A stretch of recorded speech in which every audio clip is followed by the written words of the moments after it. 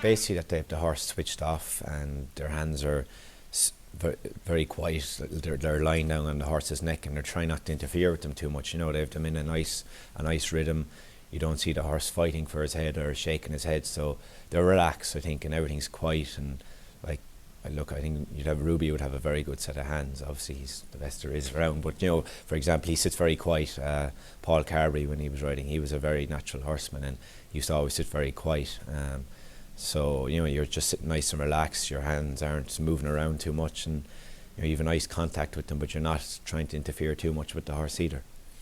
Sometimes the horse might be a bit. You'd feel him coming back underneath you, like coming off the bridle, as we say. So you've gone from travelling really well, and next thing, all of a sudden, you feel him coming back underneath you a bit. So you try to grab a fresh hold of them.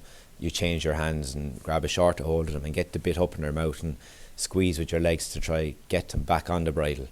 You know, some horses, when they're getting tired, you try get the bit up in their mouth and encourage them to, you know, get them breathing and get them try get them back onto the bridle, because the more you do on the bridle, the more you'll save for later in the race. You know, if you're off the bridle for 5 furlongs near the end of a race, you're very rarely going to see it out. Whereas the longer I think you're on, now so every horse is different, but to a certain extent, the longer you're on the bridle, the better chance you have of finishing out the race.